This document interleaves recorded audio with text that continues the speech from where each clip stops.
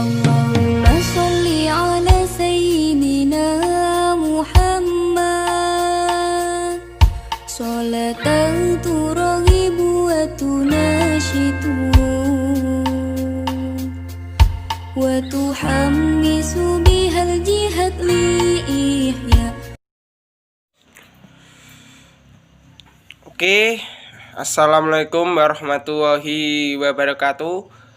Perkenalkan, nama saya Wahyudi Muslih, NIM 23010190204. Saya kelas PAIG, Program Studi Pendidikan Agama Islam. Tugas ini guna memenuhi mata kuliah UAS Psikologi Pendidikan.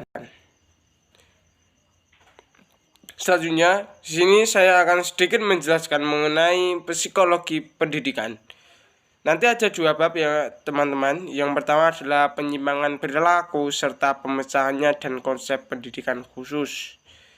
Di sini saya akan sedikit menerangkan, dan untuk materi pertama ini silakan disimak baik-baik. Untuk pokok pembahasannya yaitu 1. Penyimpangan perilaku, pemecahan masalah perilaku. 3. Konsep pendidikan. Selanjutnya, definisi penyimpangan perilaku.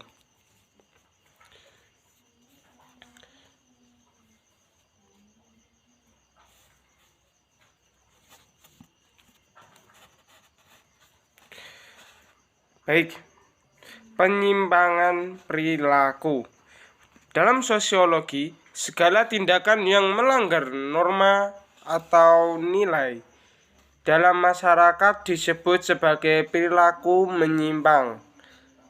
Sebagian besar para ahli menganggap bahwa perilaku menyimpang merupakan hasil dari sebuah sosialisasi yang tidak sempurna. Suatu perilaku dianggap menyimpang apabila tidak sesuai dengan nilai-nilai dan norma-norma sosial yang berlaku. Kemudian yang kedua, bentuk-bentuk penyimpangan perilaku. 1. Berdasarkan sifat, yaitu sifat positif dan sifat negatif. Kemudian yang kedua, berdasarkan jumlah, penyimpangan individu. 2. Penyimpangan kelompok. 3. Penyimpangan suatu golongan sosial. Yang poin keempat adalah faktor penyebab penyimpangan perilaku. Yang pertama, faktor internal.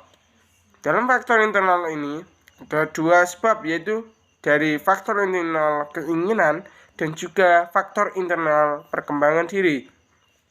Yang kedua adalah faktor eksternal.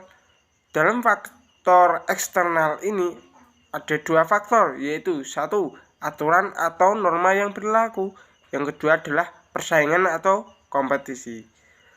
Dalam pemecahan masalah perilaku menurut Hayes mengemukakan 6 tahap pemecahan masalah. 1. Mengidentifikasi masalah. 2. Gambaran dari masalah tersebut. 3. Perencanaan solusi. 4. Pelaksanaan rencana. 5. Mengevaluasi rencana. Yang ke-6, evaluasi solusi. Kemudian penanganan masalah perilaku. Penanganan individu dilakukan dengan melibatkan keluarga, pemberian petunjuk atau nasihat, konseling, psikoterapi, dan penanganan kelompok dilaksanakan secara bersama-sama dengan individu lain dan tidak menggunakan campur tangan keluarga. Klasifikasi anak berkebutuhan khusus, gangguan fisik sensorik, kemudian gangguan emosi dan perilaku, dan masa intelektual. Pendidikan anak yang berkebutuhan khusus dilakukan dengan pendidikan inklusif. Esensi pendidikan inklusif hakikatnya adalah 1. Pendidikan yang lebih luas daripada pendidikan formal, mencakup pendidikan di rumah, masyarakat, sistem non-formal, dan informasi. 2. Suatu pendidikan yang mengakui bahwa semua anak dapat belajar. 3. Memungkinkan struktur, sistem, dan metodologi pendidikan memenuhi kebutuhan semua anak. 4. Mengakui dan menghargai berbagai perbedaan pada diri anak, yaitu perbedaan usia, gender, etnik, bahasa, keturunan, status, kesehatan, dan kemampuan. Yang kelima merupakan proses yang dinamis yang senantiasa berkembang sesuai dengan budaya yang konteksnya. Yang kelima, merupakan bagian dari strategi yang lebih luas untuk mempromosikan masyarakat yang inklusif. Manfaat anak berkebutuhan khusus mengikuti pendidikan inklusi. 1. Memiliki gambaran diri yang positif. 2. Keterampilan interpersonal yang lebih baik. Sering berinteraksi dengan teman sebaya yang normal sehingga mempelajari perilaku yang lebih sesuai di kelas dan di masyarakat. Prestasi akademik yang setara bahkan dalam beberapa kasus menunjukkan prestasi lebih tinggi. Jenis SLB menurut jenis ketunaan atau kekurangan. 1. SLB bagian A untuk siswa tunanetra. Yang kedua, SLB bagian B untuk siswa tunarungu. Yang ketiga, SLB bagian untuk siswa anak terbelakang mental atau tunagrita. Yang keempat, SLB bagian D untuk siswa tunadaksa. Yang kelima, SLB bagian E untuk siswa tunalaras. Yang keenam, SLB bagian F untuk siswa autis. Yang ketujuh, SLB bagian G untuk siswa tunaganda.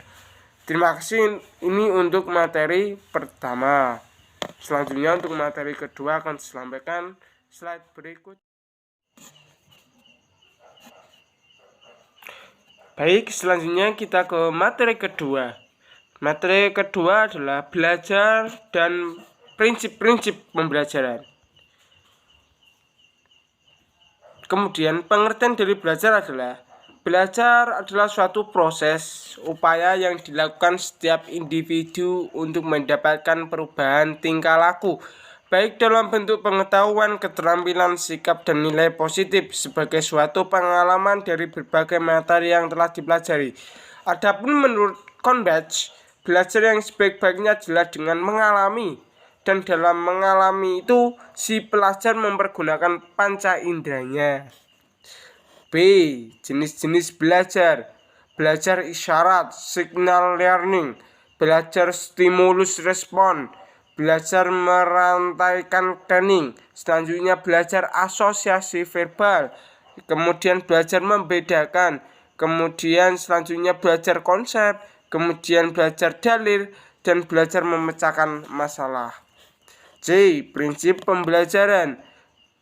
Dalam prinsip pembelajaran ada perhatian dan motivasi, kemudian ada keaktifan. Kemudian perhatian dan motivasi. Perhatian mempunyai peranan penting dalam kegiatan pembelajaran. Tanpa adanya perhatian, maka pelajaran yang diterima dari pendidik akan sia-sia. Motivasi juga mempunyai peranan yang urgen dalam kegiatan belajar. Guest dan Berliner mendefinisikan motivasi adalah tenaga yang menggerakkan dan mengarahkan aktivitas seseorang. Kemudian keaktifan. Dimyati dan Mujiono mengatakan bahwa belajar hanya dialami oleh peserta didik sendiri. Peserta didik adalah penentu terjadinya atau tidak terjadinya proses belajar. Hal ini menunjukkan bahwa belajar tidak bisa dipaksakan oleh orang lain dan juga tidak bisa dilimpahkan kepada orang lain. Belajar hanya mungkin terjadi apabila anak aktif. Kemudian poin selanjutnya adalah keterlibatan langsung atau pengalaman. Edgar Dale dalam Omar Hamalik mengemukakan bahwa yang paling baik dalam keterlibatan langsung atau pengalaman adalah belajar melalui pengalaman langsung. Dale mengatakan, klarifikasi pengalaman menurut tingkat yang paling konkret ke yang paling abstrak yang dikenal dengan kerucut pengalaman count of experience. Pergaulan pengulangan dalam kaitannya dengan pembelajaran adalah suatu tindakan atau perbuatan berupa latihan berulang kali yang dilakukan peserta didik yang bertujuan untuk lebih memantapkan hasil pembelajarannya. Selanjutnya, tantangan atau challenge. Apabila pendidik menginginkan peserta didiknya berkembang dan selalu berusaha mencapai tujuan, maka pendidik harus memberikan tantangan dalam kegiatan pembelajaran. Tantangan dalam kegiatan pembelajaran dapat diwujudkan melalui bentuk kegiatan bahan dan alat pembelajaran yang dipilih untuk kegiatan tersebut. Kemudian perbedaan individu. Dimyati dan Mujiono berpendapat bahwa peserta didik merupakan individu yang unik. Artinya tidak ada dua orang peserta didik yang sama persis. Tiap peserta didik memiliki perbedaan satu sama lain. Perbedaan itu terdapat pula pada karakteristik psikis. Kemudian, faktor-faktor yang mempengaruhi belajar, yaitu ada faktor sosial dalam belajar. Yang disebut dengan faktor sosial di sini adalah faktor manusia sama manusia, baik manusia itu ada hadir maupun kehadirannya itu dapat disimpulkan, jadi tidak langsung hadir.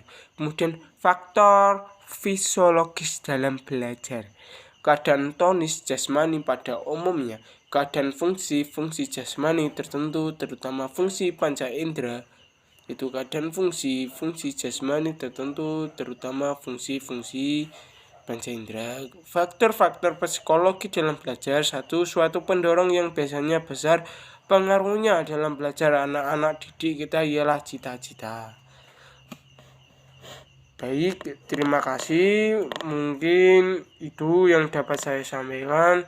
Apabila ada salah katanya, saya mohon maaf sebesar-besarnya. Billahi taufik wal hidayah. Wassalamualaikum warahmatullahi wabarakatuh.